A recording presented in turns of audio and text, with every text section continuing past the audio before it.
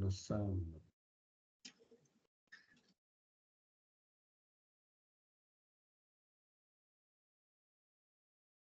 Bueno, seguimos entonces.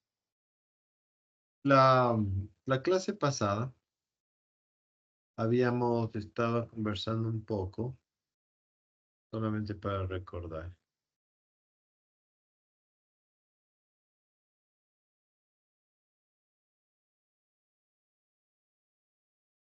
¿Me confirman si pueden ver?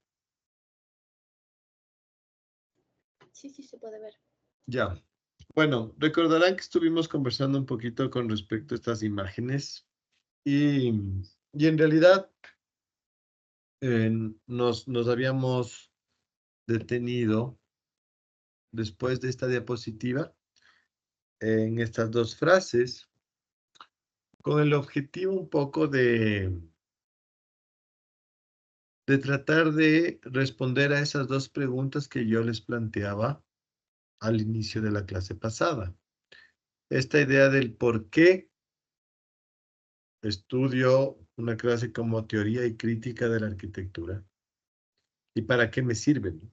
Es como que hacia allá vamos. Y en realidad, em, les comentaba que buena parte de la respuesta para esas dos preguntas es precisamente tratar de eh, conocer qué es no la teoría, la historia o la crítica, sino lo primero, ¿qué es la arquitectura?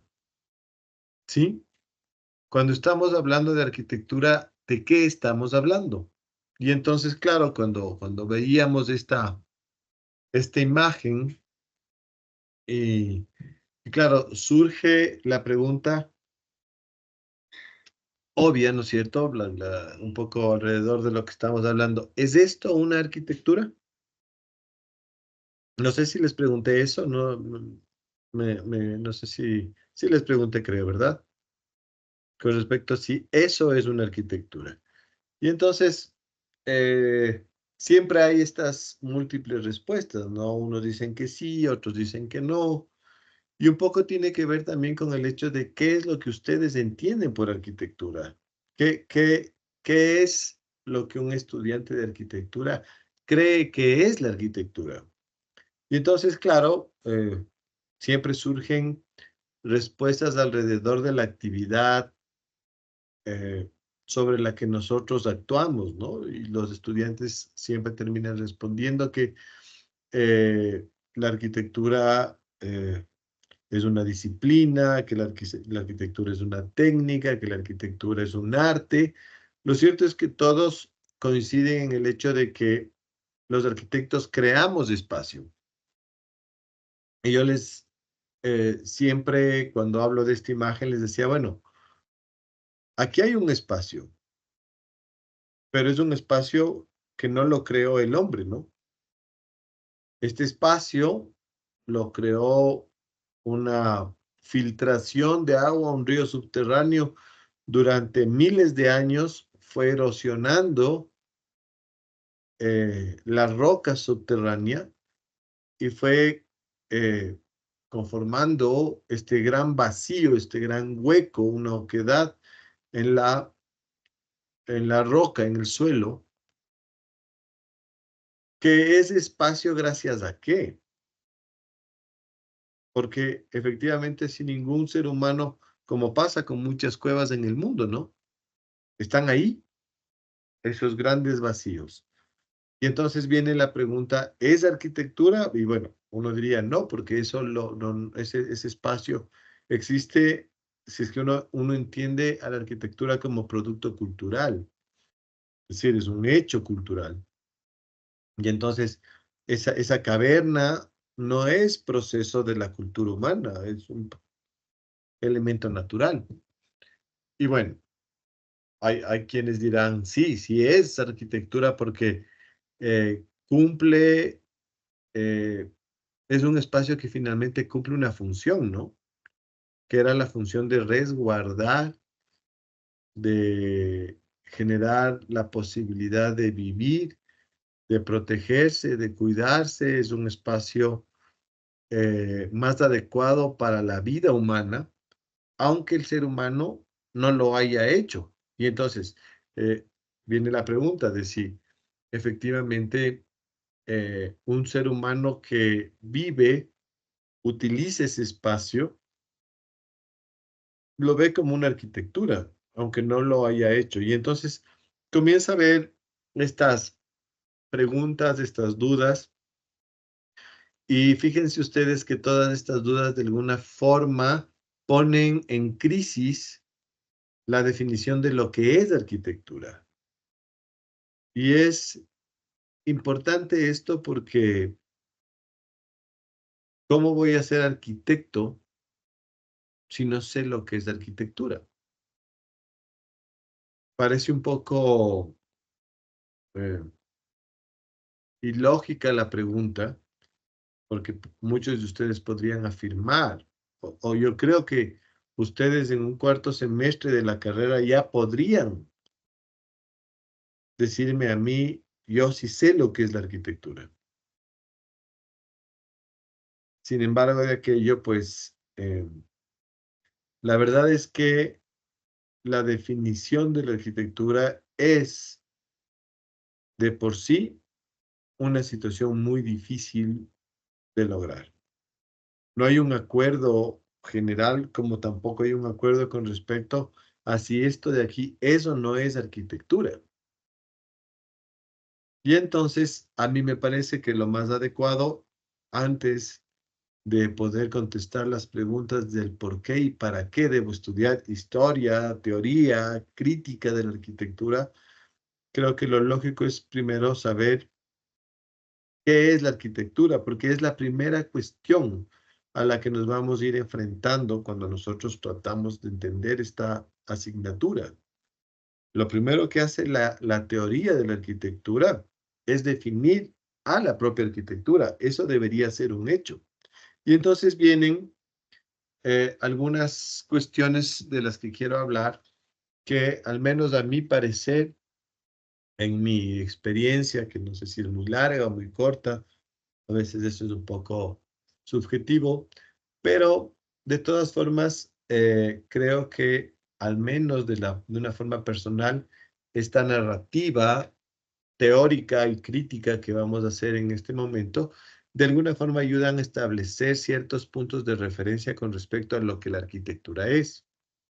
Y entonces quiero arrancar con estas dos frases.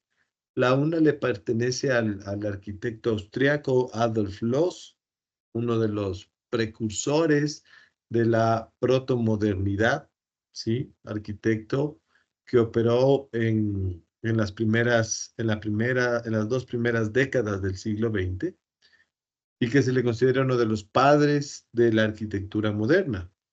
Y la segunda es de el arquitecto italiano Aldo Rossi. De hecho, estas dos frases aparecen en el libro La arquitectura de la ciudad de Aldo Rossi, que es un clásico, ¿no? De la arquitectura, de la teoría arquitectónica, y que es un texto prácticamente de obligatoria lectura para todo estudiante y todo arquitecto. Fíjense lo que dicen, ¿no? Esto está un poco concatenado, le pertenece a una sección del libro, ¿no? Y Rossi le cita a Adolf Loos, y la cita dice, cuando en el bosque encontramos un túmulo largo de 6 pies por 3, con forma de pirámide, dada por una pala, nos volvemos serios. Y algo dice dentro de nosotros, aquí está sepultado alguien. Creo que eso está más o menos claro, ¿no? Porque es una cosa como una descripción fácil de entender. Dice Adolf Loos que una persona está caminando por cualquier bosque. Sí, ustedes entienden que el bosque es un entorno, un contexto natural, ¿no? Eso es así. Y entonces la idea, dice Adolf Loss, que se supone que nosotros estamos caminando por este bosque y de pronto, dice, encontramos un túmulo de 6 pies de largo por 3, con una forma de pirámide, una forma piramidal, dada por una pala. Y dice, nos volvemos serios. Y algo dice dentro de nosotros. Aquí está sepultado alguien. Entonces, la idea es, imagínense ustedes caminando por un bosque y de pronto se encuentran con un elemento en el suelo que es indicativo de un entierro, ¿sí? Una tumba de alguien. Y claro, dice Adolf Loss, automáticamente cuando nosotros reconocemos que eso es una tumba, nos ponemos serios. Esto es, creo yo, vital entenderlo como un hecho cultural. ¿Y por qué es importante? Fíjense ustedes, de todas las especies que habitan sobre el planeta, la única especie que sepulta a sus muertos es el hombre. De hecho, hay una sola especie, hasta donde se conoce, que realiza un ejercicio memorístico con respecto a sus antepasados. Es decir, es el hombre y son los elefantes. Los elefantes, ustedes sabrán, son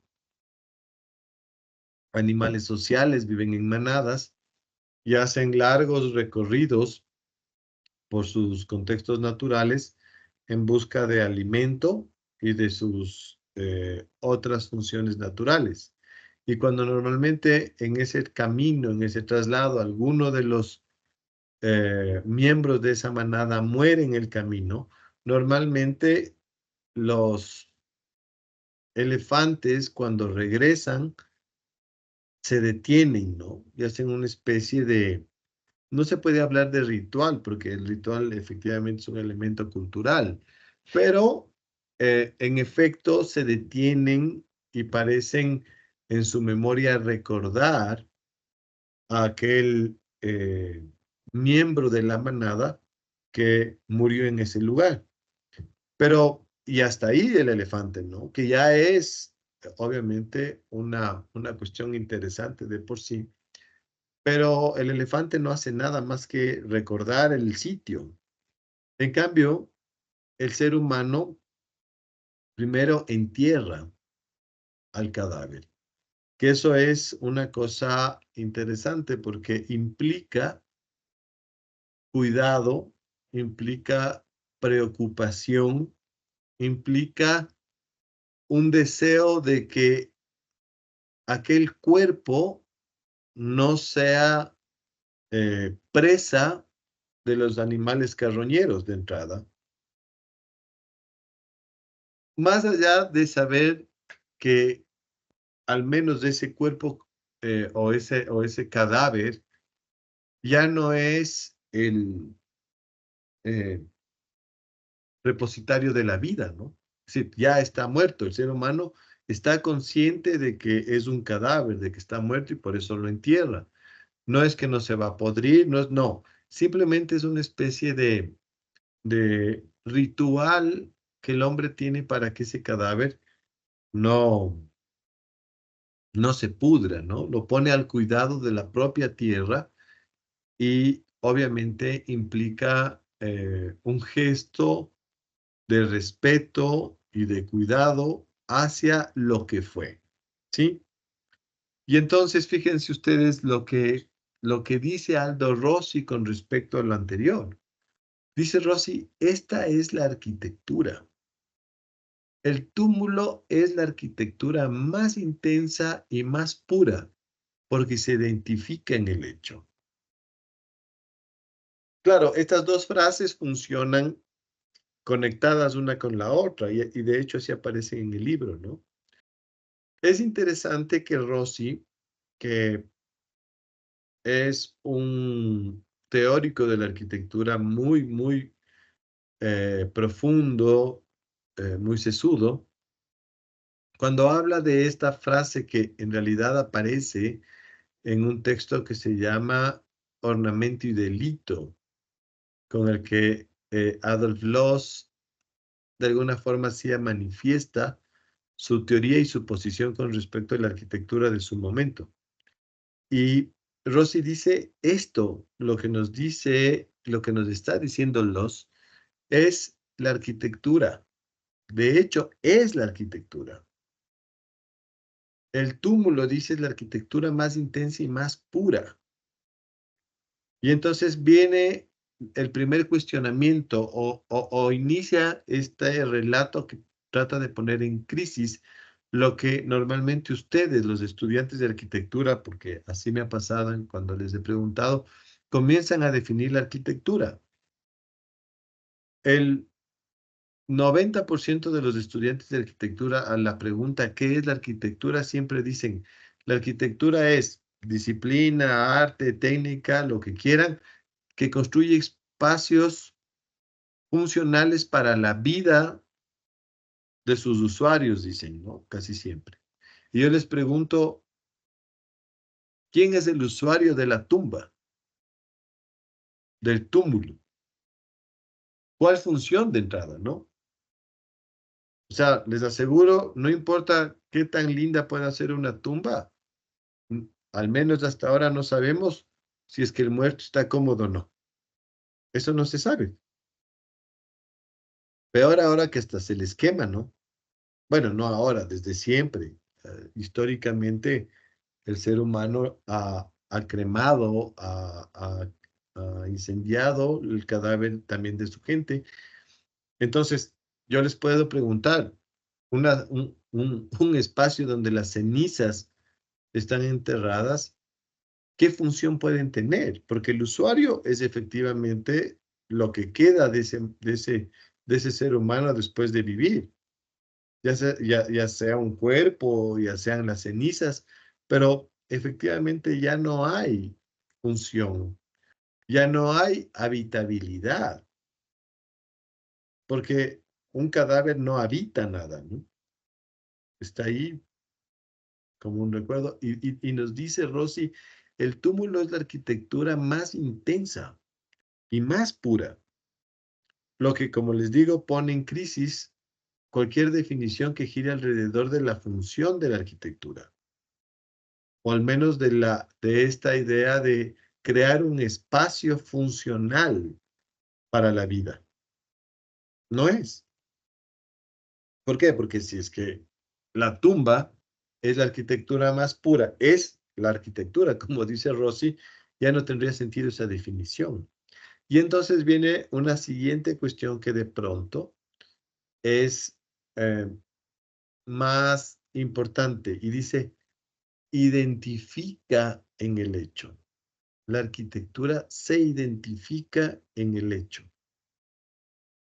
Y aquí sí viene una cosa que es interesante, porque lo que comienza a aparecer como definición de nuestra profesión tiene que ver con los hechos.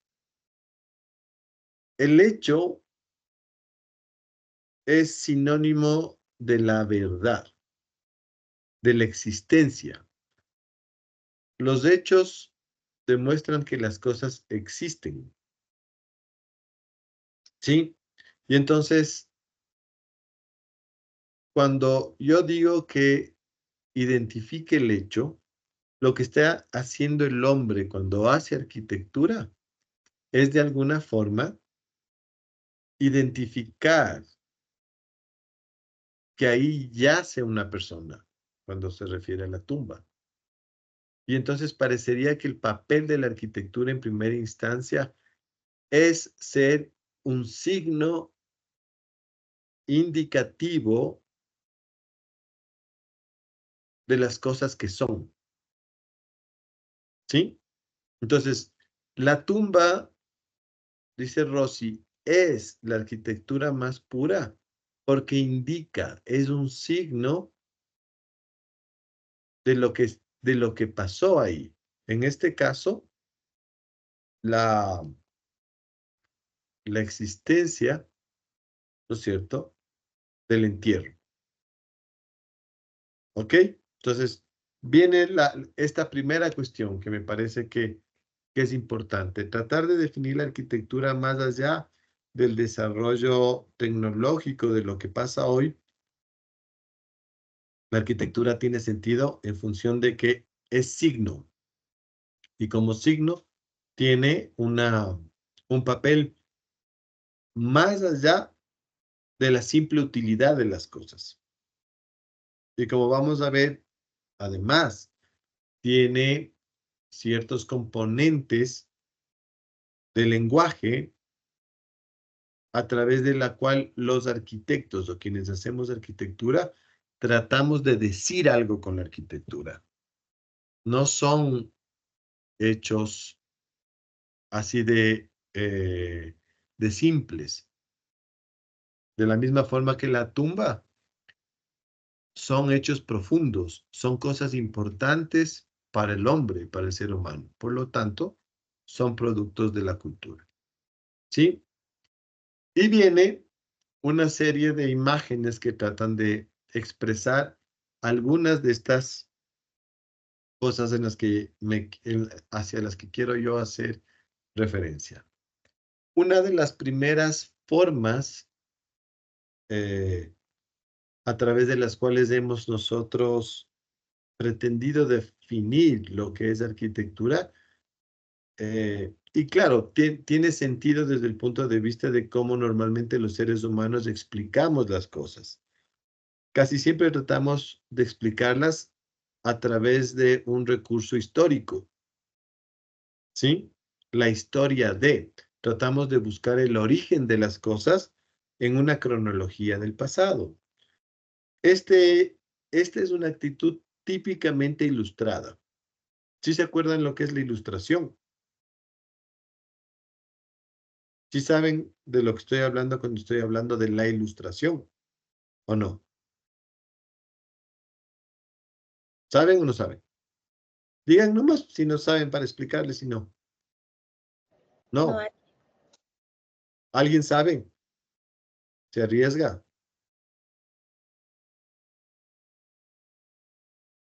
Qué bestia, qué tristeza de colegios la de ustedes. A ver, la Ana Paula dice. O sea, la época de la ilustración es cuando el ser humano empieza a cuestionarse el porqué de las cosas. ¿Pero sabes cuándo Como, pasó, Ana Paula? ¿Sabes a eh, qué periodo nos referimos? creo que, no estoy muy segura, pero creo que fue después del periodo en donde todo se centraba en Dios. Entonces ahí empiezan los pensadores a decir ya no Dios, sino empieza a surgir el antropocentrismo, más bien.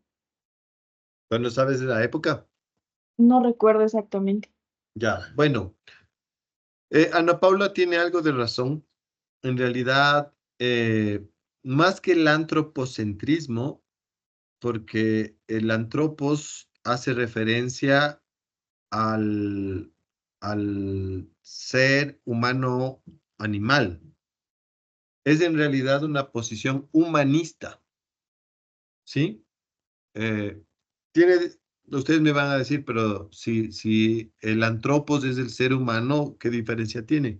Sí hay una diferencia porque el humanismo parte de una filosofía que ve al ser humano como, como ser cultural de alguna forma. El primer humanismo que se conoce es el humanismo platónico, ¿no? Que le responde o que le corresponde a Platón en la filosofía de la antigua Grecia, la filosofía clásica.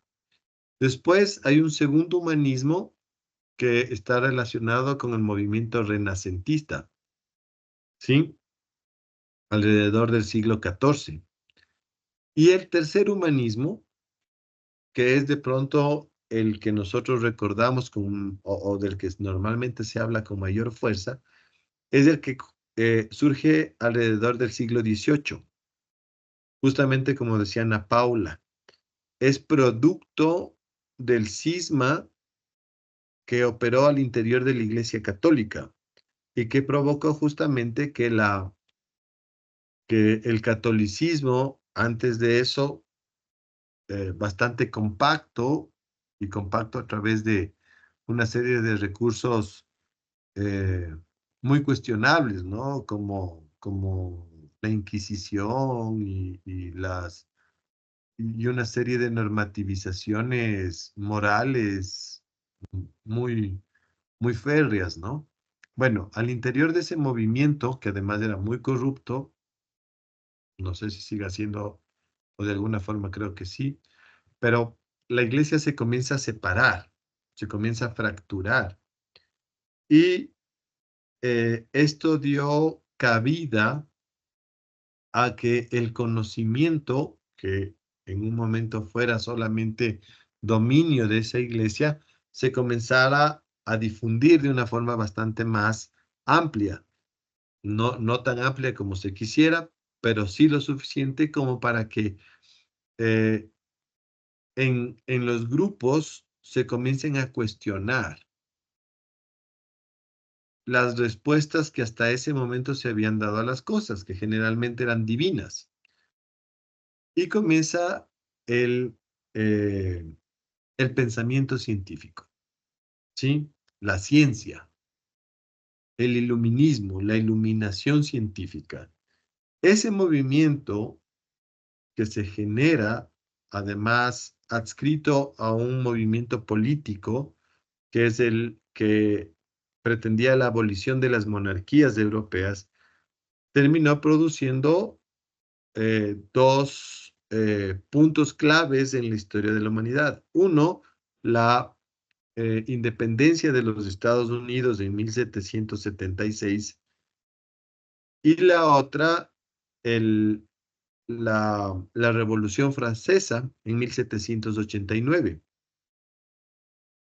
Ese movimiento político que finalmente termina produciendo una serie de cambios a nivel político, permitió que sea la ciencia la que procure la explicación de las cosas, ¿sí? Ese movimiento es el que nosotros conocemos como la ilustración. La consecuencia más fuerte del movimiento ilustrado a la larga va a ser lo que nosotros conocemos como la revolución industrial, ¿sí? Que es un, eh, un proceso claramente científico, ¿no? O consecuencia de los adelantos tecnocientíficos de aquella época. Bueno, en ese contexto, el de la ilustración, se pretenden explicar casi todas las cosas que existen en el mundo, ¿sí? Y era lógico, porque us- imagínense ustedes un mundo en el que todo estaba explicado a través de la magia y el mito, porque eso es lo que nos decía la iglesia, ¿no? La, la iglesia católica, y no es que quiera destruir sus fundamentos de fe. Si es que hay alguien católico, todo bien. No es que tenga o gente cristiana o lo que sea, no. Lo que sí se sabe y lo que sí está aceptado es que los textos que explican las cosas son metafóricos, es decir, son metáforas, son textos escritos alrededor de la magia y muchos a través del mito, y lo que pretenden es construirse como que fueran documentos de construcción moral de las cosas. Y entonces, a través de ese tipo de documento, tú no puedes explicar los hechos, las verdades. Las cosas que pasan en el mundo se tienen que explicar desde la ciencia. Y entonces entra un proceso de desmitificación de las cosas y se pretende la explicación de todo lo que en el mundo existe a través de la, de la investigación científica o de al menos los métodos científicos. Y la arquitectura no va a ser una excepción. Obviamente nuestra profesión también tenía que comenzar a definirse. Y claro, lo primero que se va a buscar es eh, una especie de explicación alrededor del mito de la arquitectura, del origen de la arquitectura. Y entonces nace en esa época una cosa que se llamó el mito de la cabaña primitiva, o la primera cabaña, o la primera arquitectura, si ustedes quieren.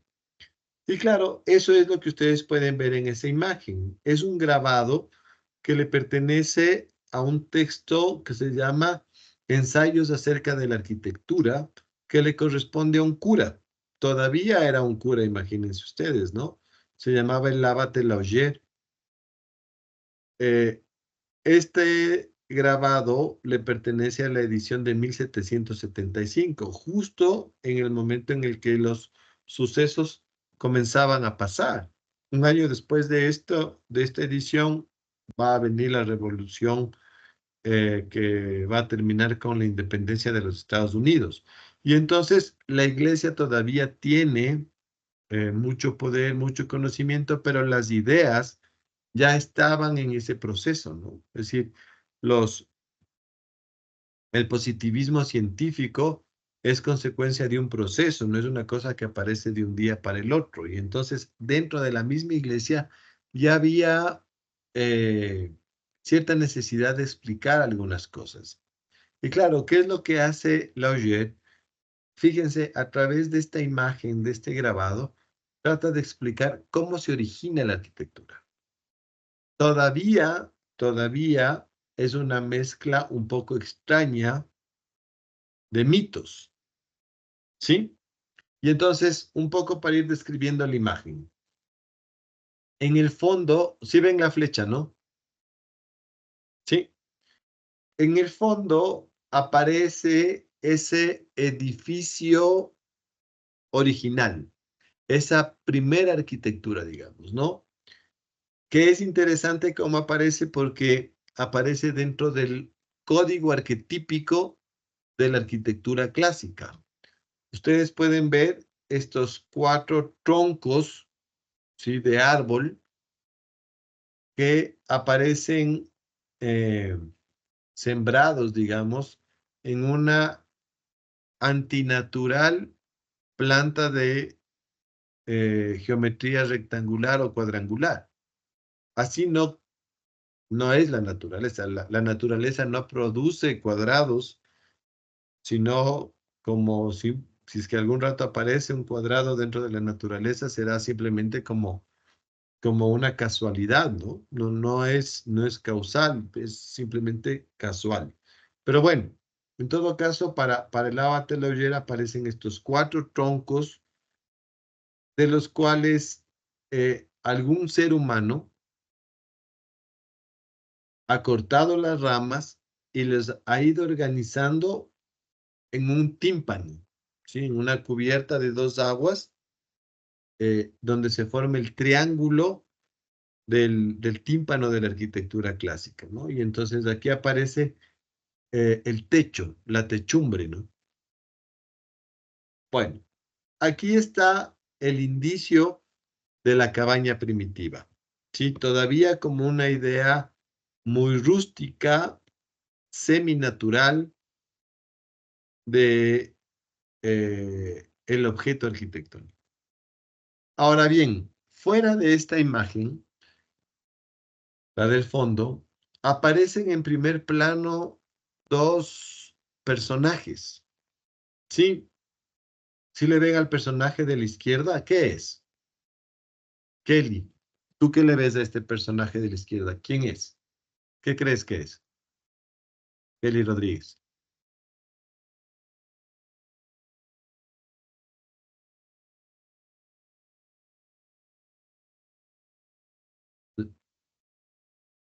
Ahí te vimos, Kelly. ¿Qué dices?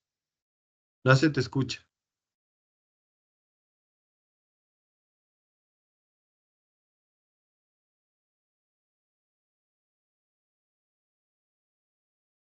¿Puedes decirnos qué ves? Ya, ahí sí. ¿Ahí sí me escucha? Sí, se te escucha. ¿Esto no es un niño? ¿Un qué? Un niño. Un niño, ¿no? ¿Alguien más? Ana Paula, ¿tú qué le ves? Parece una especie de querubín o un ángel. Exactamente. Es un querubín. ¿Han visto ustedes dentro de lo que conocen alguna vez algún querubín? ¿Le identifican? ¿Tienen algún querubín conocido? Sí. A ver, Ana Paula, ¿dónde has visto un querubín? En la iglesia de la compañía, en la parte de del atrio principal, se ve, por ejemplo, en la cúpula donde está el Ya, espejo, es una fusión, bueno, un sincretismo, ¿no? De la religión eh, católica con la indígena, donde el sol ya. era la deidad de los indígenas, pero se ve alrededor del sol unas como especie de rostros de querubín. Ese es muy profundo para la clase. Otro más popular. El más popular de los querubines de la cultura humana actual. Otro. ¿Alguien se acuerda? Puede ser Cupido. Cupido, ¿Quién dijo Cupido?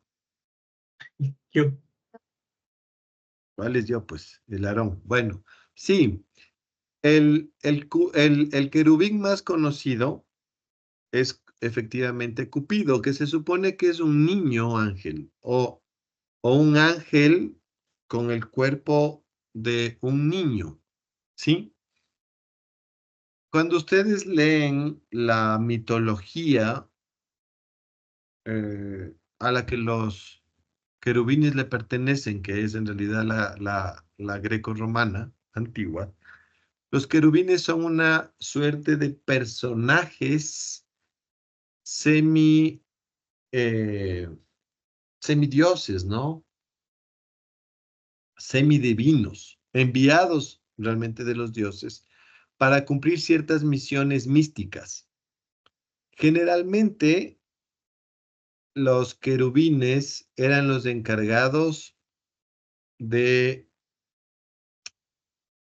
las tareas nobles, digamos, ¿no es cierto?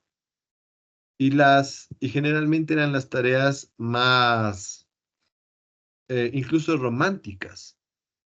Por eso es que Cupido lo que hace es una suerte de, cuando recibes el flechazo de Cupido, porque además así actúa Cupido, ¿no es cierto? Un poco violento, te pega el flechazo y te enamoras. Y entonces son las tareas más inspiradoras. Es el trabajo que hacían las musas en la mitología griega primitiva, ¿sí? Son personas que vienen a inspirar. Y entonces fíjense ustedes lo que hace es un poco notable, ¿no? Porque estos personajes, los querubines, fueron retomados por la mitología católica, ¿sí?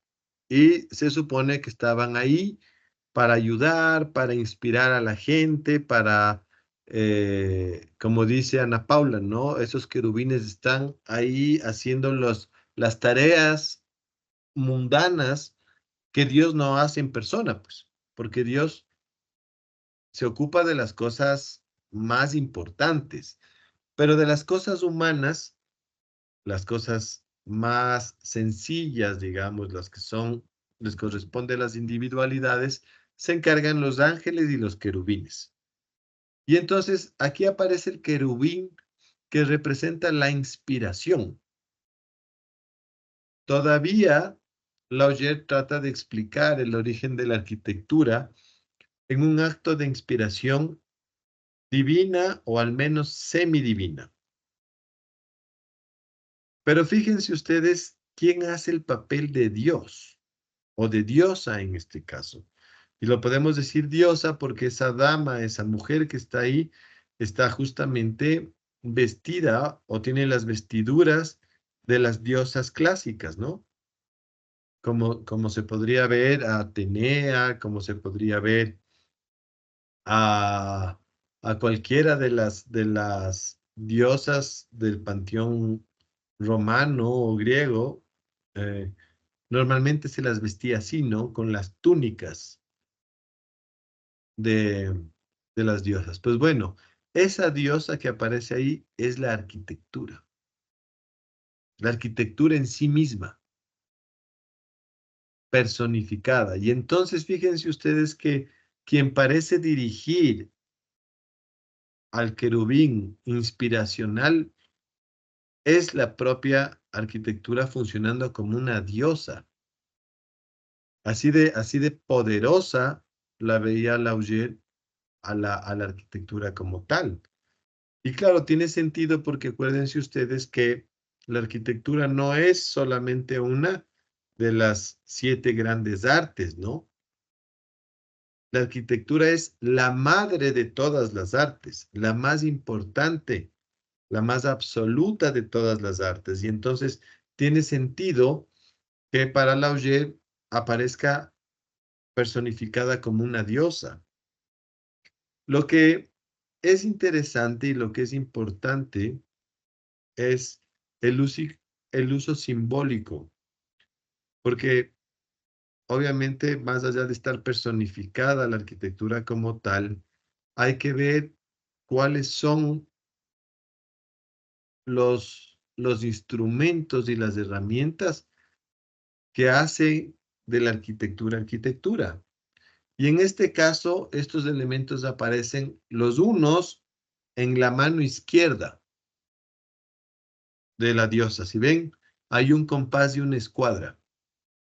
El compás y la escuadra son los símbolos más antiguos de la profesión del arquitecto. De hecho, esos mismos símbolos, la escuadra y el compás, son los que utilizaron la logia más antigua de arquitectos que se conoce, que es la masonería, los masones. Masonería, la palabra masón es, tiene como origen, desde el punto de vista lingüístico, es una palabra de origen eh, anglicana, que significa albañil o albañilería. De hecho, todavía en inglés se dice al muro de albañilería, al muro de ladrillo o al muro de piedra sobrepuesto, masonry, ¿sí? Entonces, fíjense ustedes si ven la, el signo de la logia masónica, es un compás y una escuadra. Y es porque los primeros masones eran una sociedad de maestros de albañiles que comenzó a conformarse en la Edad Media, en el periodo gótico, porque en ese periodo se dieron los mayores desarrollos tecnológicos que se habían conocido hasta la época, y esa demostración del desarrollo tecnológico sucedía en la arquitectura.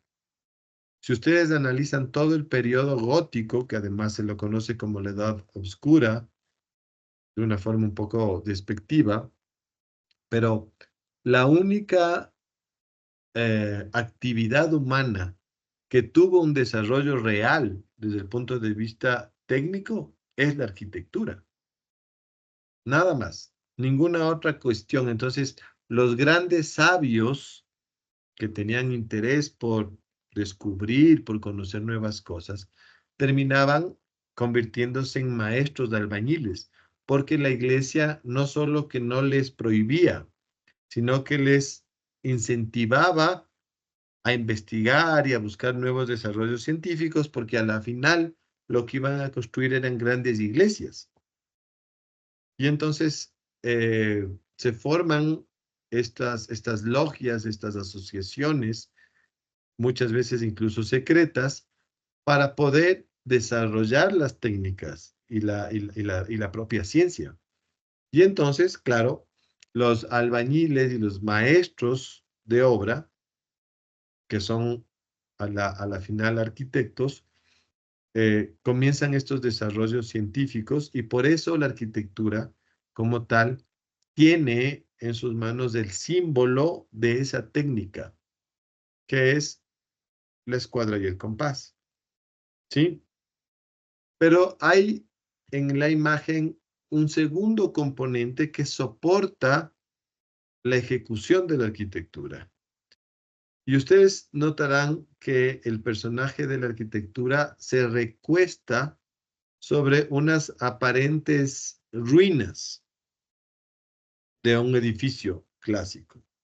Bueno, no son ruinas en realidad, porque no es otra cosa que un despiece de un edificio. Y ustedes pueden notar que aparecen todos los elementos de la arquitectura clásica. Los podemos ver en casi que lo que más resalta es el capitel jónico, ¿no? ¿Sí? Que no es otra cosa que el capitel, un capitel hecho en el estilo original, en el estilo más antiguo de la arquitectura pensada, ¿no? Aparecen por ahí unos arquitraves, aparecen unos pedazos, unos fustes, ciertas cornisas. Bueno, todos esos elementos representan la teoría arquitectónica, porque hasta esa época, en la de Laugier, la teoría arquitectónica era el estudio profundo y consciente de los estilos. Es la arquitectura estilística. La famosa Escuela de Bellas Artes, ¿no? Que va a dominar la formación arquitectónica hasta incluso parte del siglo XX. Entonces, la arquitectura se posa sobre sus dos componentes que le hacen ciencia, la teoría arquitectónica y la técnica arquitectónica. La técnica que viene manifestada no solamente en la técnica constructiva, sino en toda la tecnología y la técnica asociada a la concepción de la arquitectura, la geometría, el dibujo arquitectónico, el cálculo matemático y toda la teoría que viene apegada a los estilos y por lo tanto a la historia de la arquitectura, porque acuérdense que la historia no es otra cosa que una teoría más que trata de explicar la arquitectura. Y entonces, claro, ahí cobra sentido la imagen. Con la mano derecha, la arquitectura le dice al querubín qué hacer, ordena. Y eso es interesante, eso aparece incluso en un discurso de una filósofa que se llama Silvina Gasinski, una mujer muy inteligente, parte de la arquitectura, de la teoría filosófica postestructuralista, y ella dice que el ejercicio de ser arquitecto desde mucho antes de la edad cristiana incluso, era mandar, ¿sí? Era ordenar, era decir qué hacer, porque el ejercicio arquitectónico nunca ha sido físico, siempre ha sido intelectual. Y entonces ustedes pueden ver eh, todas las historias, por ejemplo, sobre Imhotep, el famoso arquitecto egipcio, ¿no? De la época faraónica, hace más de 4000 años. Imhotep, que fue eh, galardonado por el faraón como un semidios. Es el primer arquitecto que nosotros conocemos, ¿no? O del que se conoce al menos en la historia. Imhotep era un mandante, era un ordenante, y eso dice Silvina Gasinski. El trabajo del arquitecto es mandar, es ordenar, pero no desde el punto de vista despótico, para nada. No, no tiene nada que ver con una idea de de arrogancia o de superioridad sobre los otros, no. Tiene que ver con el propio ejercicio de la arquitectura, con el ejercicio de la composición arquitectónica, porque la palabra mismo lo dice, separado poner. ¿Dónde poner las cosas? Ese es el ejercicio arquitectónico, la composición. Y entonces, el arquitecto generalmente en su trabajo, la obra, lo que hace es decir, ordenar, guiar a todos los que intervienen en la obra dónde tienen que ir las partes. Por eso es que la arquitectura, me refiero al personaje, la diosa arquitectónica no está posada sobre una arquitectura ejecutada, sino sobre las piezas que la conforman. Porque el ejercicio del ser humano tiene que ver con componer, con dónde utilizar esas piezas. Y entonces, con la mano derecha ordena al querubín que inspire al arquitecto, pero con todo lo demás se soporta. La arquitectura está soportada en la técnica y en la teoría. ¿Sí? Bueno, esta imagen que les acabo de describir y que, como ven, dice mucho más de lo que a simple vista se puede ver, trata de explicar una cosa que me parece que es vital para entender nuestra profesión también, porque de alguna forma, si bien ya nos había dicho Aldo Rossi a través del análisis de lo que nos dice Adolf Loos, la arquitectura más pura es primero un hecho, es un signo del hecho. Por lo tanto, tiene un valor comunicacional o, como diría Kenneth Frampton, representacional, representa. ¿Sí? Pero acá también nos dice que esa representación tiene que ver no solamente con el puro hecho. Hay que saber cosas para poder representar. Y en este caso, lo que hay que saber para poder ejecutar la arquitectura es teoría o las teorías y las técnicas. Esos dos componentes son vitales. Y entonces, la arquitectura es obvio que se sostiene sobre un conocimiento. Para hacer arquitectura necesito conocer cosas.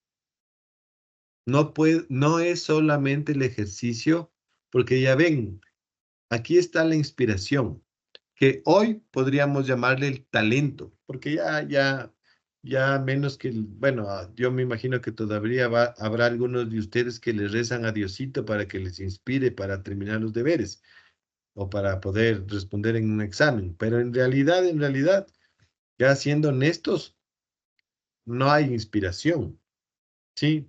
La inspiración en realidad está directamente asociada al talento arquitectónico, un talento que cada uno de ustedes al menos debe creer tener, porque si no, ¿por qué están aquí, no? O sea, ¿para qué entrar a a una facultad de arquitectura o una escuela de enseñanza de arquitectura si no creo tener el talento para la arquitectura? Entonces, al menos ustedes creen que tienen. El transcurso de los años probarán si es que es verdad o no.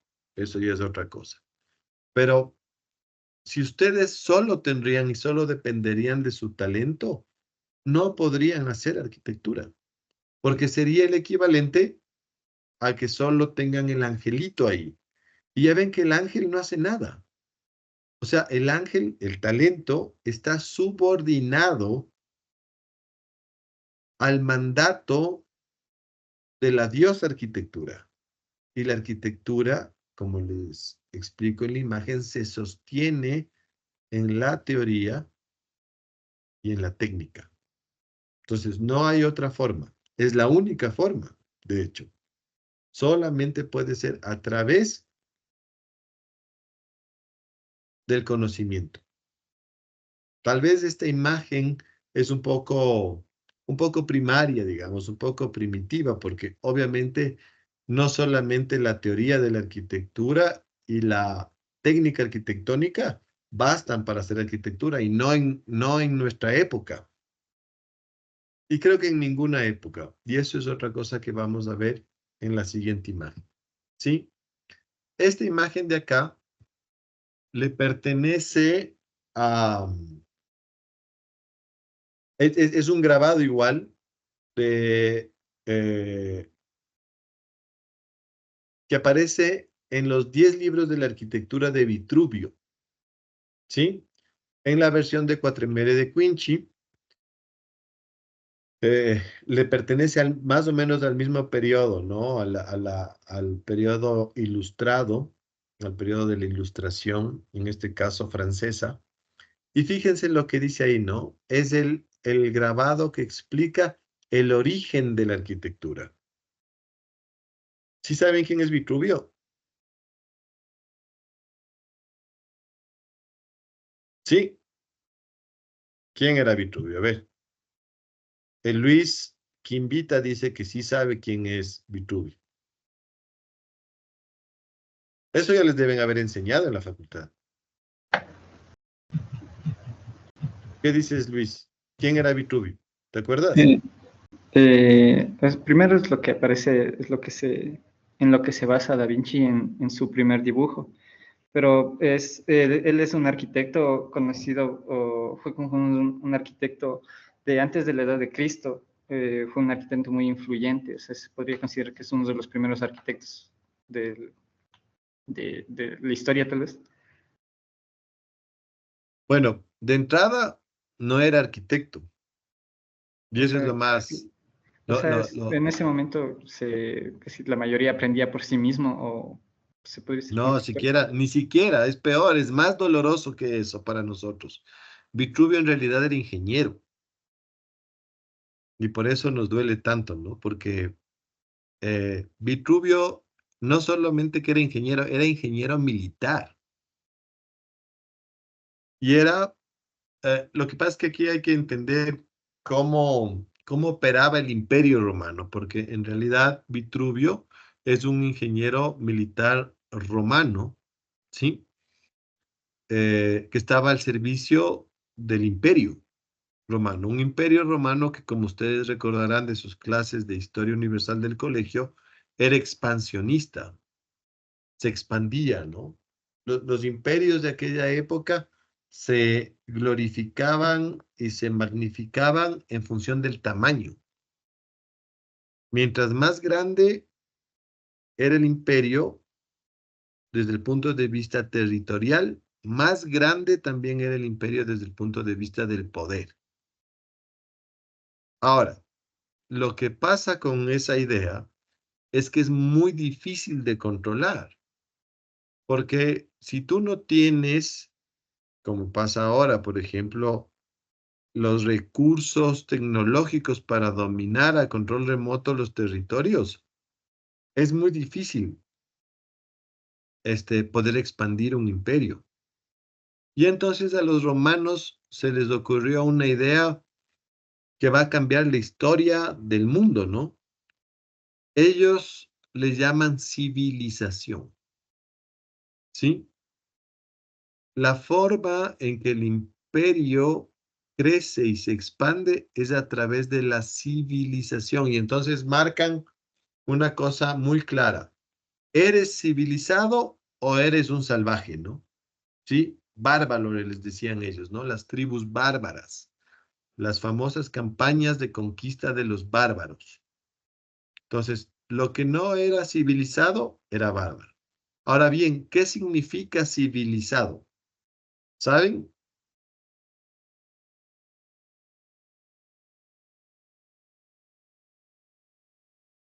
¿Saben o no saben? No saben. Está un poco interactiva esta clase. A ver, civilizado se deriva de la palabra civita. ¿Han escuchado esa palabra civita? Sí, Ana Paula. ¿Qué significa civita? Se refiere a, o sea, los civil, la ciudad. A la ciudad. Fíjense ustedes lo interesante del asunto. Ser civilizado es vivir en la ciudad. Y por eso es que, ¿quién vive en la ciudad? El ciudadano, el habitante de la ciudad, el ciudadano. Entonces, para ser romano, tenías que vivir en la ciudad, ser un ciudadano, habitar la arquitectura. Y entonces, claro, la campaña, y por eso fue tan exitoso el Imperio Romano, es que su expansión se fue construyendo alrededor de la infraestructura, de los objetos materiales que hacen la ciudad. Y la ciudad está hecha de arquitecturas. Y entonces el emperador le pide a Vitruvio que genere el manual civilizador, un texto que explique cómo hacer civilización, cómo hacer ciudad. Y entonces lo que hace Vitruvio es escribir un texto en donde explica todos los aspectos que se requieren para poder ir ejecutando esa ciudad. Y claro, como la arquitectura es parte, escribe una parte de esos textos que se llaman los 10 libros de la arquitectura, o los que hacen referencia a la arquitectura. Y eso es, finalmente, la primera teoría de la arquitectura con la que nosotros contamos. Los 10 libros de la arquitectura de Vitruvio son la primera teoría de arquitectura. Y ahí lo que va a ver es que Vitruvio trata de explicar cómo hacer arquitectura. Y entonces ustedes van a ver que incluso hay un catálogo de edificios, de obras, de cómo hacer las obras, pero también hay mucho de infraestructura, ¿no? Cómo se hacen las canalizaciones, cómo se hacen las calles, cómo se hacen las avenidas, cómo se hace una carretera, cómo se demarca una ciudad, por qué hay que poner un arco, una puerta de entrada a la ciudad, cuando esa puerta se convierte en un arco de triunfo, cuando es una puerta normal, cuando se amuralla, y en fin, todos los elementos que hacen la arquitectura. De eso se tratan los 10 libros de Vitruvio. Bueno, dentro de esa explicación, Vitruvio inicia sus textos tratando de explicar cómo se originó la arquitectura.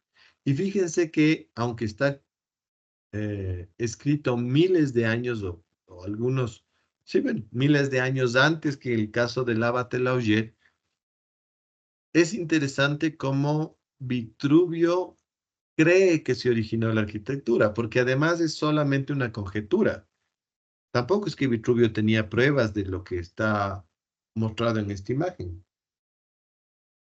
Pero es interesante porque lo que se puede ver aquí en esta imagen, otra vez, hay varios planos. En el plano del fondo, acá en el fondo, ustedes pueden notar, bueno, lo primero que hay que señalar es que hay una naturaleza. Y es una naturaleza frondosa, ¿no? Si ven, hay muchos árboles y obviamente hay ciertos elementos de la naturaleza que ya los vamos a hacer más conscientes que están ahí. Y entonces es como que estarían, la imagen parece mostrar un bosque, ¿no? O una selva, un espacio extremadamente natural que de pronto muestra en un primer plano una especie de claro dentro del bosque. Lo que es interesante es que en la imagen se separan dos grupos humanos. En el fondo, ustedes pueden ver, aquí hay un grupo de humanos que está corriendo y están completamente desnudos. Bueno, acá también hay unos yuchos, ¿no? Pero bueno, los de acá, fíjense ustedes, se mueven, parecen estar corriendo, si les ven. están en movimiento, están apegaditos y parecen huir de algo. Y huyen de la misma forma que huyen, si ven que aquí hay unos dos ciervos, ¿sí les ven o no les ven? ¿Sí? Y entonces lo que la imagen nos muestra acá es el ser humano en su condición más natural y primitiva. Aparece en el mismo plano que los otros animales, es decir, el ser humano es un animal más. Ese ser humano es el ser humano nómada, ¿no? El ser humano primitivo, el ser humano que no conoce la arquitectura. Ahora bien, queda separado este grupo humano de atrás y aparece este otro grupo humano en la parte del primer plano. Y fíjense ustedes, lo primero que se puede notar es que estos seres humanos están estáticos. Ya no huyen, ya no se desplazan. Tanto es así que incluso podemos ver que hay unos seres que están sentados, están mucho más relajados. Aquí aparece una madre con un hijo en brazos, acá hay otra mamá con otro niño en brazos, y en fin, están aquí todos, y fíjese que están todos alrededor de un fuego, ¿no? De una fogata. Entonces el humo, aprovechan el claro, y todos aparecen en una situación mucho más social. Están haciendo lo que nos hace humanos. Y si ustedes ven, y ya no solamente referida a la historia, ni a la mitología, sino a la ciencia. Los científicos creen que el ser humano se comienza a desarrollar para convertirse en Homo sapiens alrededor del lenguaje.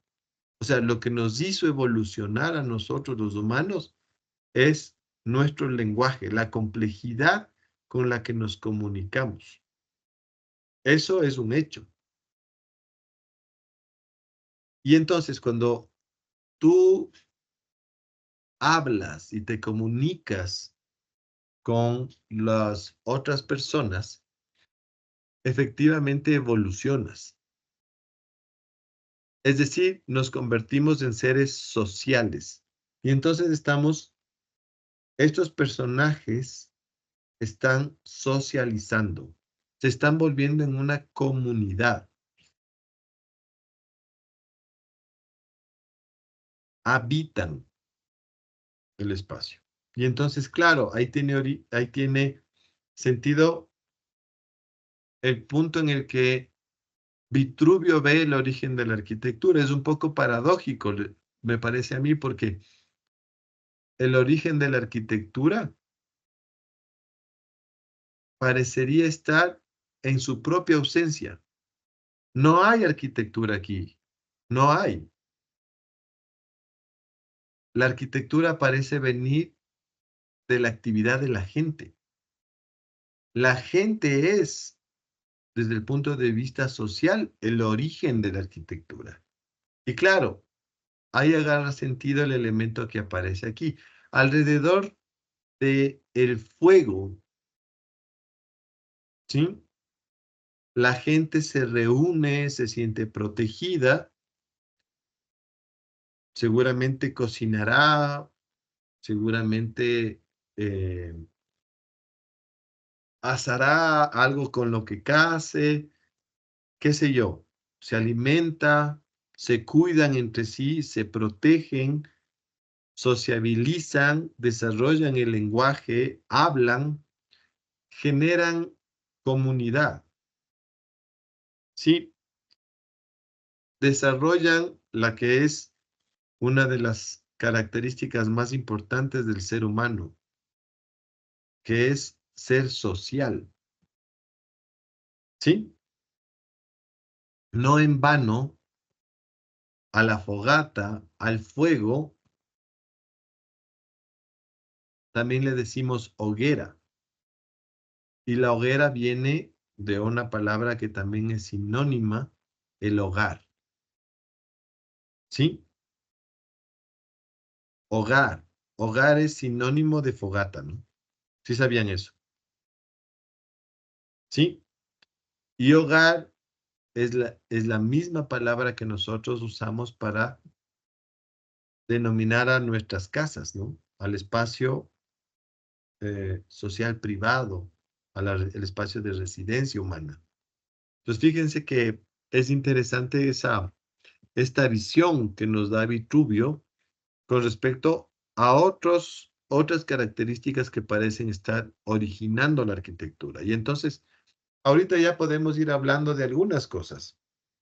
Ahora yo creo que ya tenemos instrumentos, herramientas y conocimientos como para poder tratar de definir qué es arquitectura. Parece ser que la arquitectura efectivamente depende del conocimiento teórico, técnico, pero también, y a través de esta imagen, ¿no es cierto? Parece que lo más importante para la arquitectura es esta visión comunitaria y extremadamente social del hombre. Y entonces ahí están, desde mi punto de vista, los tres componentes que hacen de la arquitectura arquitectura. La técnica, la teoría y el conocimiento social. El individuo funcionando como ser social, ser comunitario. Adicionalmente, le tendríamos que incorporar el hecho de que la arquitectura es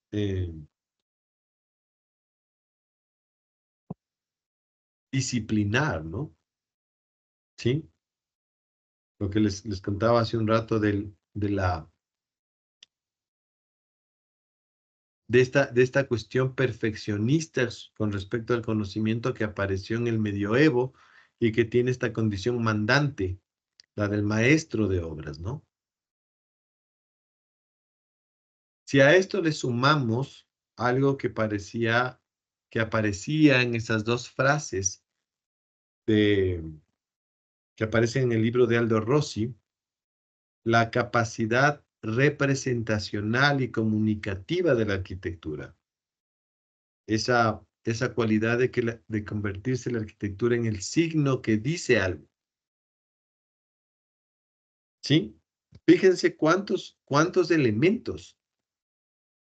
Entonces, esa idea, esa descripción o esa definición un tanto simplista que aparecerá en el diccionario cuando ustedes buscan qué es arquitectura y que nos dice que es el arte y la técnica de construir el espacio para la vida humana. Sí, sí, puede ser. Obviamente tiene su grado de verdad, pero es muy reductiva con respecto al papel del arquitecto y a la arquitectura misma, ¿no? Porque queda demostrado, según este relato que hemos hecho hoy, que tiene que ver con muchas más cosas que tratar de solucionar solamente el problema funcional del espacio. Y entonces ahí sí viene la reflexión. Esto sí es arquitectura. Porque Vitruvio nos dice que ni siquiera hace falta la arquitectura para que se origine la arquitectura como tal.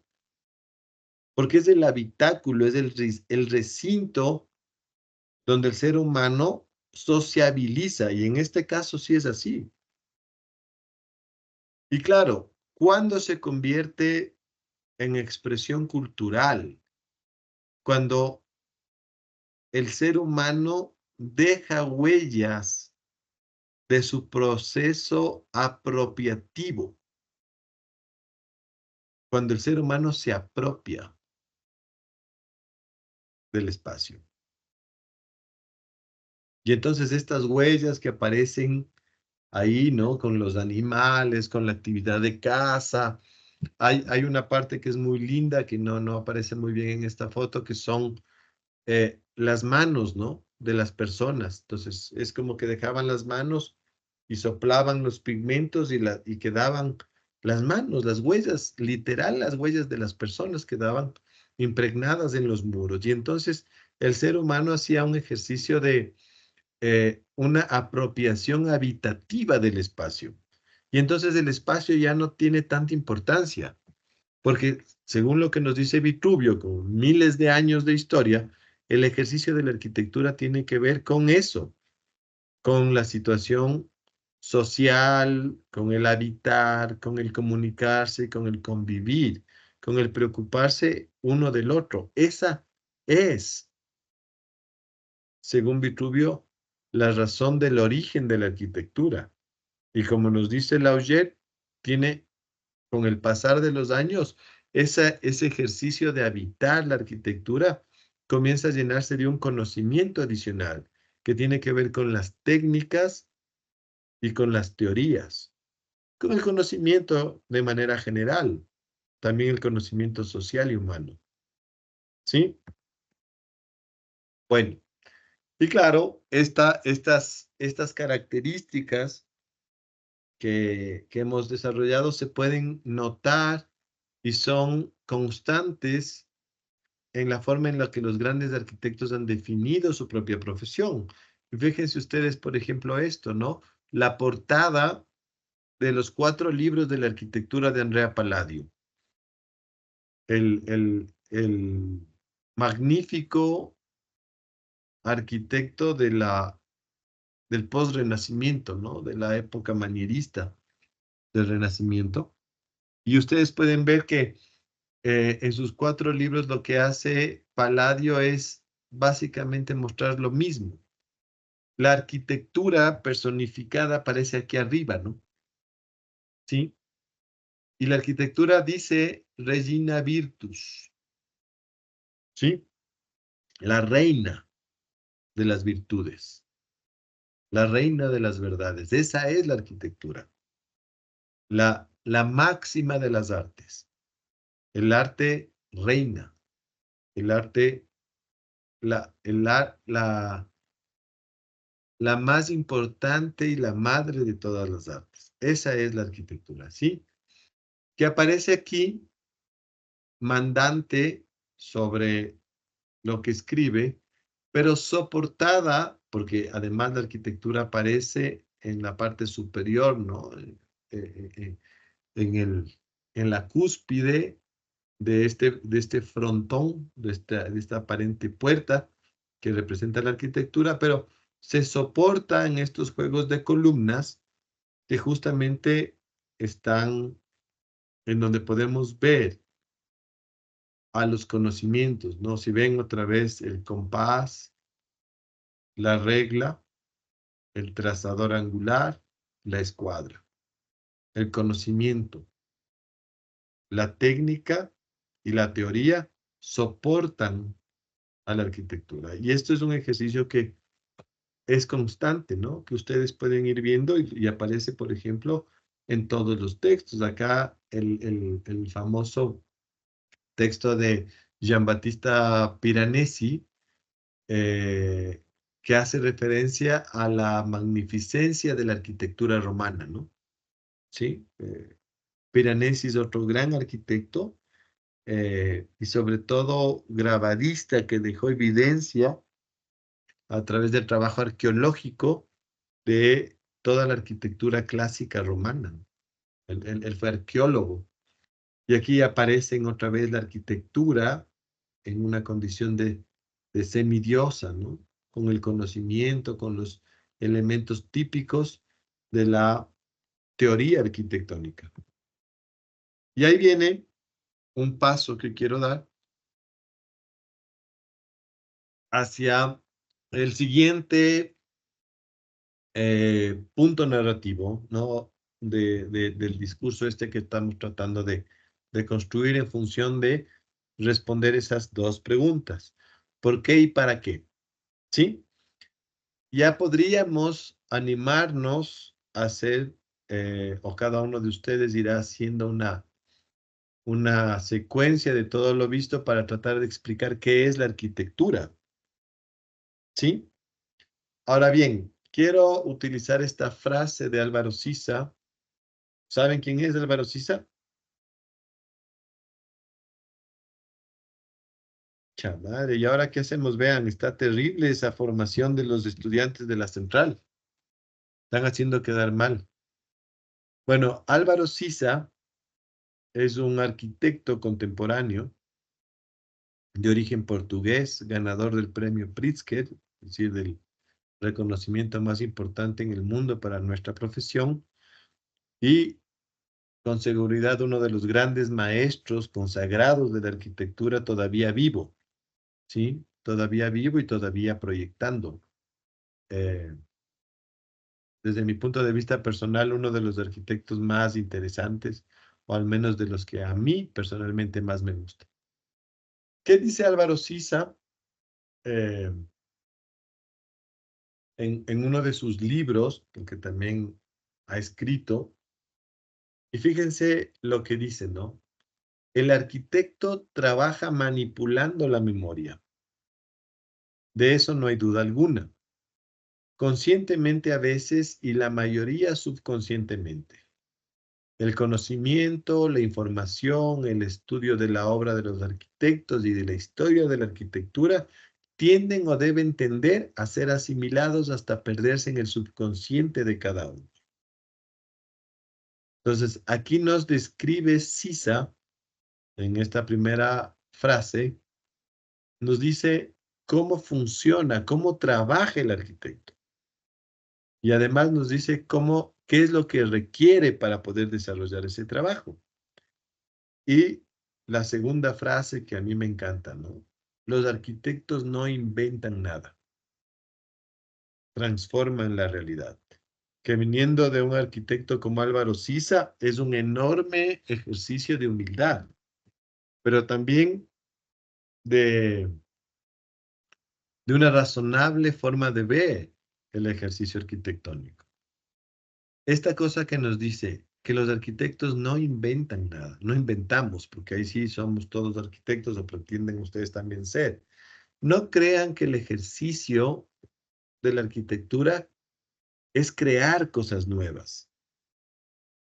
Desde hace muchísimo tiempo, desde hace cientos, si no miles de años, el ejercicio de la arquitectura dejó de ser inventivo. Ya no había, en este momento yo les puedo decir, en arquitectura ya no hay casi nada que inventar. ¿Sí? El problema espacial, refiriéndonos a todas esas características que veíamos ahorita con respecto al ejercicio arquitectónico o a lo que la arquitectura es. El tema del hábitat, ¿no es cierto? El espacio del, de la apropiación habitativa del espacio, que tiene que ver con la cuestión social, además de la parte técnica, tecnológica, el conocimiento teórico, la parte representativa. Todo eso que es la arquitectura lleva miles de años ejecutándose. Y entonces lo que nos dice Sisa, por si acaso no tiene nada de malo, porque no solo las ciencias o los conocimientos que inventan cosas o que descubren cosas son importantes. En el caso de la arquitectura, tiene que ver con el hecho de transformar lo que ya existe.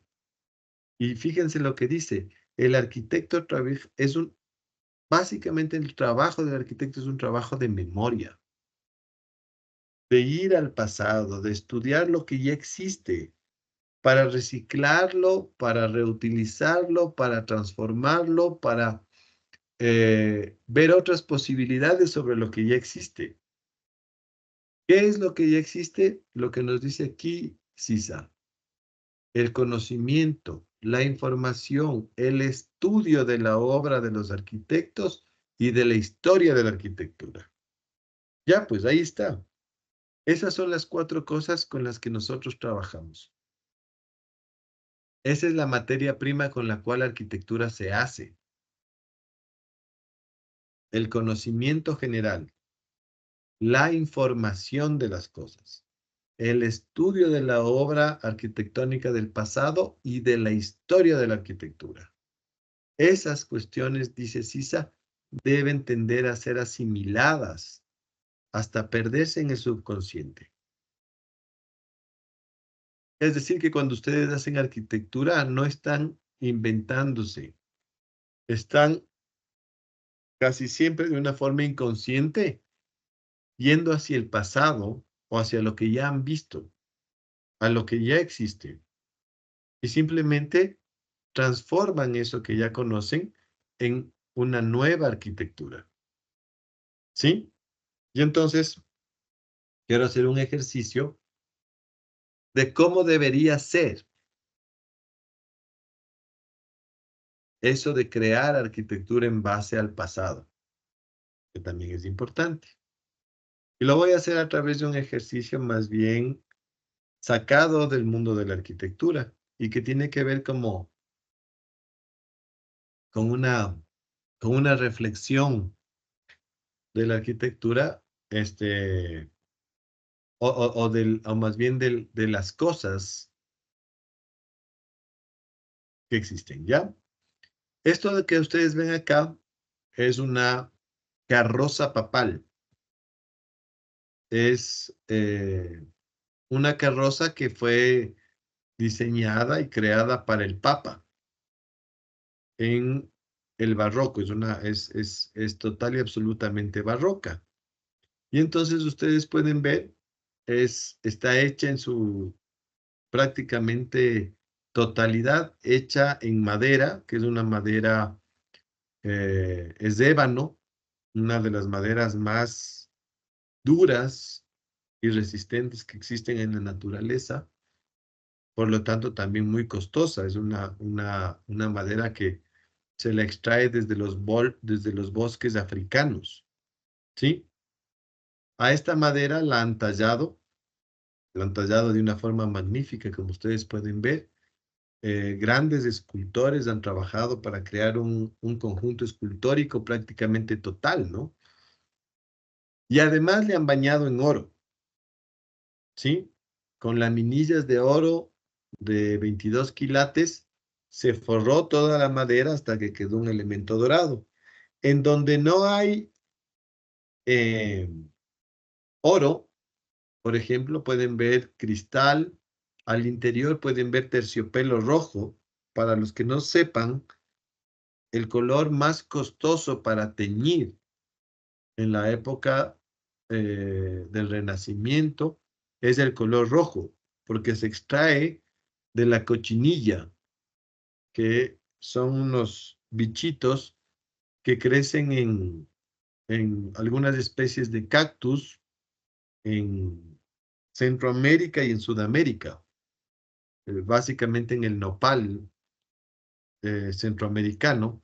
Entonces, la cochinilla, que es un bichito que vive en el nopal, se captura, se mata, se seca y al molerle al bicho sale un tinte rojo, escarlata, que en un momento de la historia colonial dicen que el, la libra del polvo de cochinilla era más costoso que su equivalente en oro. El color, el tinte.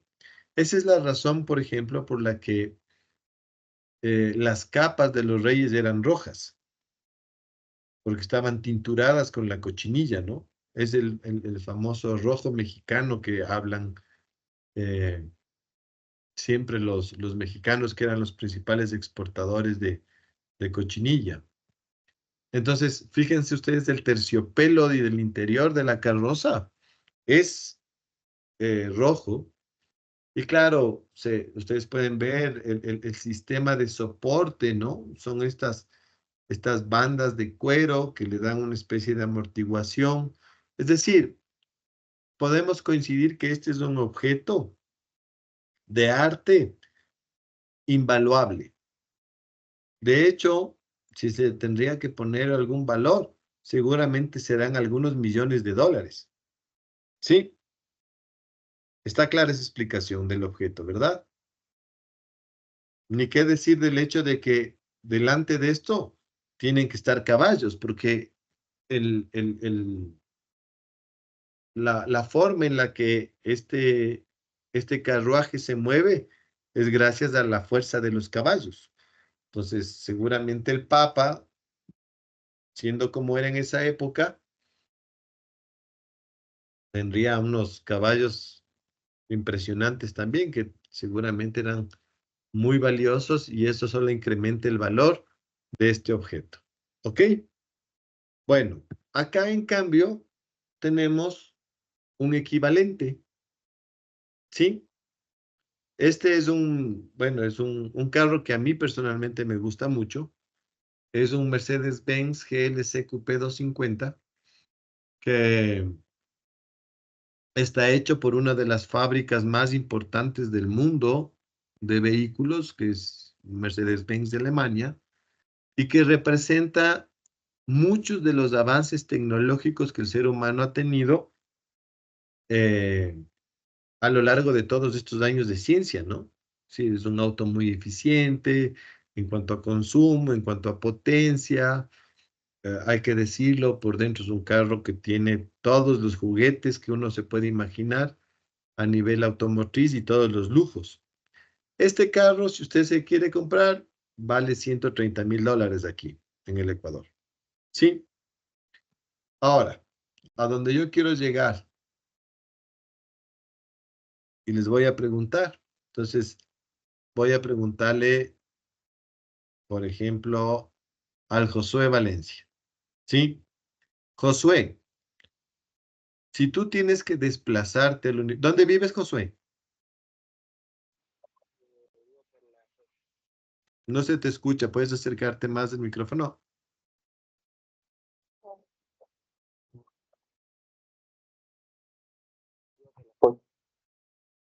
No se escuchó.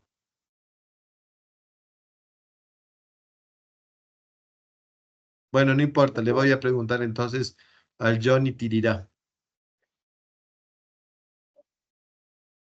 Johnny, ¿por En la dónde loma de vives? Puengasí. En la loma de Puengasí. Ya verán, sí, todos ubican dónde es la loma de Puengasí. Está en la parte sur oriental de la ciudad.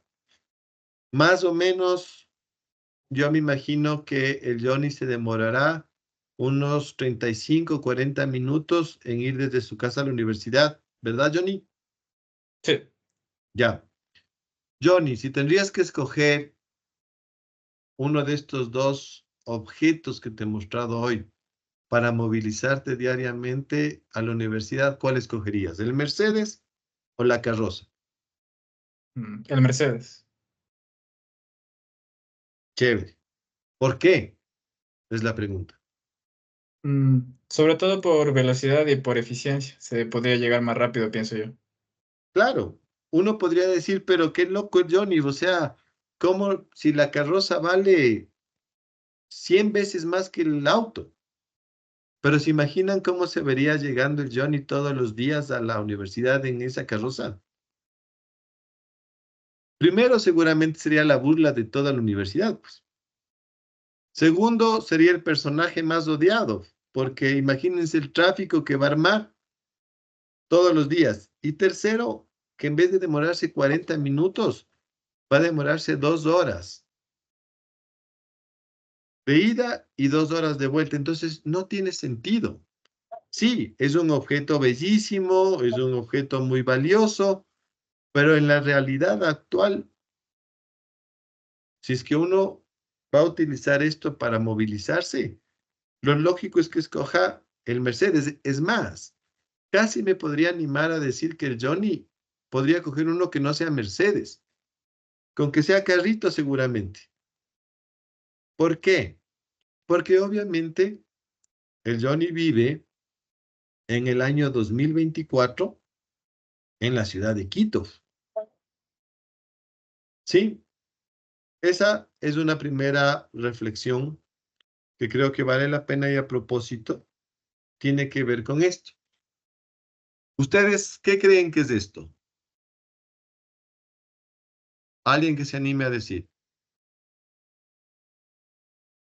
Lo que necesito es que me digan qué es, en dónde creen que está y en qué época creen que se construyó.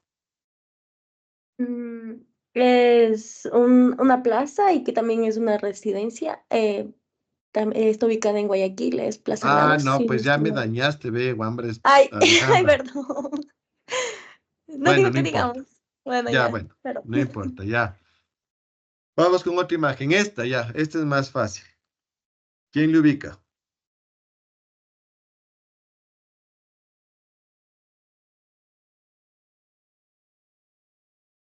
¿Quién cree? ¿Qué creen que es?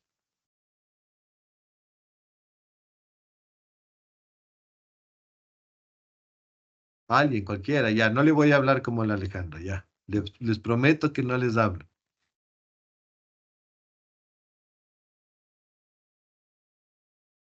Luis Carlos Sama, ¿te arriesgas a decirnos qué es? Es la Torre Eiffel Es la Torre Eiffel, efectivamente. Ciudad, país, en París, Francia. París, Francia, ¿ya? Entonces, es una imagen de París, ¿no es cierto? Bueno, vamos. Efectivamente, bueno, de esta imagen ya no voy a hablar porque no tiene mucho sentido, pero sí me voy a centrar en esta imagen porque creo que prácticamente todos podemos coincidir que esta es una imagen de París, Francia, ¿no es cierto? Porque, claro, podemos ver aquí las manzanas con las construcciones con cubierta de mansarda, típicas del siglo XVII y XVIII de París. Vemos aquí una rotonda. Esta parecería ser el eje de los Campos Elíseos que remata en la Torre Eiffel. Hasta ahí todo bien. El hecho que es curioso es que esta imagen le pertenece a un barrio residencial en la China. Y es un barrio que, como ustedes pueden ver por la presencia de las torres de construcción de las grúas, se estaba construyendo. Esta foto se tomó en el año 2020. ¿Sí? Si uno hace la misma reflexión que hicimos con el Johnny con respecto a cómo se transportaría, esto es el equivalente de llegar a la universidad en la carroza, porque son arquitecturas, son códigos, son formas que le pertenecen al siglo XIX y al siglo XVIII.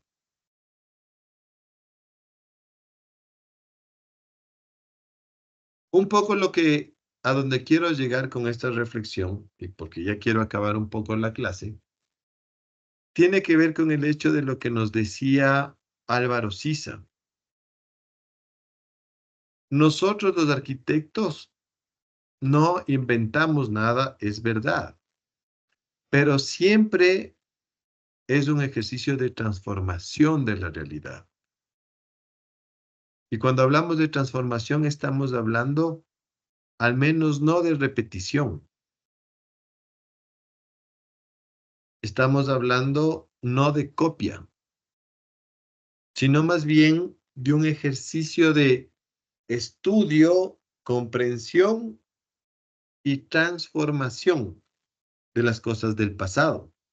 Y entonces, ejemplos como esto, lo único que hacen es mostrarnos lo ridícula que puede llegar a ser la posición del arquitecto cuando no ha hecho lo que la arquitectura le requiere, que es pensar en el individuo a través de lo que nos decía Vitruvio hace miles de años, hace más de 2000 años, que la arquitectura se origina en la gente, lo que nos decía eh, el Abate Laugier, ¿no es cierto?, con el hecho de que la arquitectura se basa en la teoría, en la historia, en el avance de la técnica, o lo que nos decía Rossi, ¿no es cierto?, la arquitectura más pura es aquella que manifiesta el hecho y la importancia de lo que el ser humano quiere decir. Esto de acá es por lo menos decir una mentira. Es falso. ¿Por qué? Porque no es París, pues. O sea, París es valioso porque es una representación de su propio momento. Ya no se vale repetir, ya no se vale volver a hacer, porque esa arquitectura cuando se hizo era una arquitectura de su momento. Cuando Gustav Eiffel construyó la torre, la construyó como un alarde de las nuevas posibilidades tecnológicas que se había generado gracias a la industrialización del hierro. Y entonces, básicamente lo que quería mostrar Eiffel es que se podían hacer grandes estructuras a finales del siglo XIX y principios del XX con acero en relativo corto tiempo. Y entonces la Torre Eiffel es un signo, un símbolo de lo que el ser humano a través de la tecnología podía hacer, pero en los primeros años del siglo XX, pues. Entonces, ¿qué sentido tiene repetir la Torre Eiffel más de 100 años después? ¿Solamente por qué? Para copiar esa idea de lo que se siente estar en París. Y entonces viene la discusión. ¿Qué es lo que nosotros hacemos como arquitectos? Y de aquí me salto a esto. Esto sí pueden reconocer todos, ¿no? Ahora sí, Alejandra, ¿qué es esto? ¿Sí ven? ¿Sí reconocen lo que es? No. ¿Quién se anima?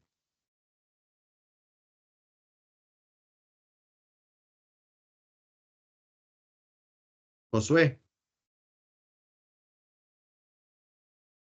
¿sabes? O Erika Rosero, que no nos ha dicho mucho.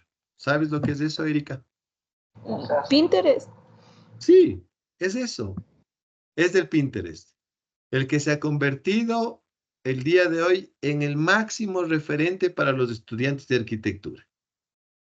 Los estudiantes ahora vienen descaradamente con unas fotos de Pinterest y me dicen, arquitecto, así quiero que se vea. Y claro, ahí viene el ejercicio de esto. Cuando ustedes traen una imagen del Pinterest, solamente viéndola por cómo se ve, van a reproducir lo mismo que los chinos han hecho en este barrio, tratando de reconstruir una falsa París. O es el equivalente de que me llegaran a clases en este carruaje. No tiene sentido. El Pinterest es un catálogo de imágenes y superficies, ¿sí? Cosas que vemos y que nos gustan por cómo se ven, pero en el momento que nosotros no hacemos una reflexión sobre lo que estamos viendo, ya no tiene sentido. Como nos decía Álvaro Sisa, para ser arquitectos tenemos que valernos del conocimiento, de la información. Él dice clarito, del estudio de las obras de los arquitectos y de la historia de la arquitectura. Y esto no es ni conocimiento, ni información, ni es historia de la arquitectura, ni representa nada. Son solo imágenes, son solo fotos. Son cosas. Hay un par de teóricos y hay un ex profesor de la facultad que cuando veía esto hablaba de pornografía arquitectónica. Y tiene sentido, es verdad. Son imágenes que nos satisfacen a los ojos de una forma superficial. Pero como cualquier otra pornografía, solo nos muestran una imagen muy lejana de lo que realmente está pasando. Porque detrás de las imágenes necesariamente hay cosas que están pasando. Y para eso sirve la clase de teoría y crítica arquitectónica. Para que ustedes, porque no tiene nada de malo ver el Pinterest. Yo personalmente también tengo Pinterest. Pero el asunto es cómo uso esas imágenes. ¿Las uso así porque me gustan cómo se ven? O más bien voy a hacer un ejercicio de estudiar, de encontrar el conocimiento, porque ustedes saben que si cogen la imagen y aplastan, les va a llevar hacia una página donde al menos reposa una información más profunda. Y si comienzan a investigar, van a llegar a la posibilidad de estudiar la obra. Y eso sí es valioso. Ahí sí se van a dar cuenta, porque van a decir, ah, esta obra se hizo en tal lugar, la hizo tal persona, la hizo para tales clientes, la hizo en tal contexto. Y, ¿sí me entienden? No es que tenga nada de malo la imagen, pero lo que importa para la arquitectura no es la imagen, es el conocimiento de lo que esa imagen representa. ¿De acuerdo? Bueno. Quiero terminar y voy a terminar, luego les explicaré esto la próxima clase porque ya casi se nos acaba. Lo único que quiero es mandarles el trabajo que tienen que empezar la próxima semana.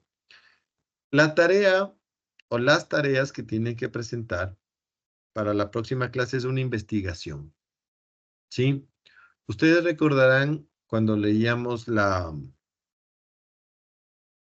el sílabo, que estas primeras semanas nos llevamos a dedicar a un ejercicio de contextualización histórica.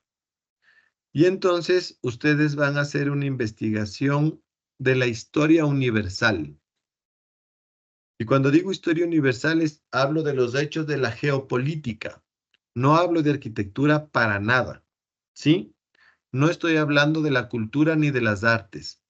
Quiero que ustedes hagan una investigación de los hechos históricos que definieron la geopolítica del mundo entre 1890 y 1970. Y entonces, como ustedes son algo más de 30 estudiantes, lo que van a hacer es dividirse por años. ¿Sí? Estamos hablando de casi un siglo, 90 años. Eso quiere decir que a cada uno de ustedes les va a tocar investigar alrededor de unos 8 años. ¿Sí? Si es que fuera la historia pura y dura del mundo. Pero en realidad le vamos a separar en 3 componentes. Va a haber historia mundial, historia latinoamericana e historia del Ecuador. Entonces, Nicole, que es la representante del grupo, lo que va a hacer es coge al grupo, que son algo así como 30 estudiantes que les decía, y les divide en 3 grupos. ¿Sí? Un grupo va a hacer su investigación sobre la historia del mundo, historia universal, ¿sí? Los hechos. Y entonces, digamos que son 10 estudiantes por cada grupo. Entonces, los casi 100 años se van a dividir, ¿no es cierto?, entre los 10 estudiantes del grupo. Cada uno de ustedes va a tener un periodo de tiempo. Y esa investigación la va a hacer personal. ¿Sí? Personal. Entonces, por ejemplo, voy a decir que soy la Alejandra Espinosa. Y me tocó a mí la década entre 1890 y 1901. Y entonces yo voy a ir a investigar la historia del mundo entre 1890 y 1901. Y voy a hacer una línea de tiempo. La voy a hacer a mano, ¿sí? Voy a poner la mayor cantidad de hechos que definan el mundo en ese periodo que me tocó. Ese es mi trabajo individual. ¿De acuerdo? Yo, Alejandra Espinosa, presento una línea de tiempo con los hechos del mundo entre 1890 y 1901. Ahora voy a decir que soy Alison Toapanta y estoy en el grupo 3. y a mí me tocó la historia del Ecuador. La historia del Ecuador entre 1901 y 1910. Y entonces hago una línea de tiempo de la historia del Ecuador en ese periodo de tiempo. ¿Está claro? Cada uno de ustedes va a tener un periodo diferente de la historia o del mundo, o de América Latina, o del Ecuador. ¿Ok? Entonces hay tres grupos. El grupo de historia universal, el de historia latinoamericana y el de historia del Ecuador. ¿Ok? Ese es el ejercicio individual. Tiene que ser hecho a mano. Y le toman una foto o le escanean y eso me mandan hecho PDF como tarea individual. Y a partir de la próxima clase vamos a hacer el trabajo grupal. El trabajo grupal es obviamente una presentación que hacen entre todo el grupo. ¿Sí? Y entonces todo el grupo, primero vamos a comenzar con la historia universal. Entonces los 10 estudiantes van a hacer una exposición sobre todos los hechos que cada uno averiguó y juntó en una exposición que representa a ese periodo y a ese espacio territorial que han definido. ¿De acuerdo? ¿Preguntas sobre el trabajo? El trabajo grupal, que es exposición, no me lo tienen que enviar. Ese lo califico porque van a hacer la exposición y le pongo la nota después de que acabe su exposición. El trabajo individual, ese sí me lo envían, porque acuérdense que las notas tienen dos componentes, un individual y un grupal. ¿Ok? ¿Hasta cuándo presentan? Hasta la hora de empezar la clase. Con ustedes tenemos clase de aquí el jueves. ¿Sí? Y entonces hasta el jueves, 4 de la tarde, pueden enviar su trabajo individual. Y el jueves comienzan las exposiciones. Ustedes deciden cómo sortear, si se hacen por sorteo, si hacen en orden de lista. Eso ya es problema de ustedes. Ustedes coordinan entre ustedes. No se pelearán nomás, porque como saben ser peleones, luego ahí se odian. Pero lo cierto es que eso se presenta el día, comenzamos las exposiciones el día jueves. ¿De acuerdo? ¿Preguntas? Aaron Cruz. Arquitectos, buenas noches. Entonces, para el día jueves, antes de la clase, ya teníamos que presentar el individual y desde el mismo día jueves empezamos a exponer. Así es. Ya. Muchas Clarísimo. gracias. ¿Alguien más? Sí, profe, el grupal sería solo unir la información No. individual o... Tienen que generar y presentar una presentación en PowerPoint. No es cuestión de coger, yo escaneo y presento mi línea de tiempo. No. Tiene que ser una clase. Es como que ustedes den, si ven como yo presento las clases con imágenes, con información, con datos. Entonces, el trabajo individual es una línea de tiempo que ustedes la hacen de forma libre. El único requisito es que esté hecha a mano, no en computadora. Y el trabajo grupal es una presentación en la que todos tienen que colaborar, diseñan la presentación, se organizan qué imágenes, qué datos, y cada uno va presentando.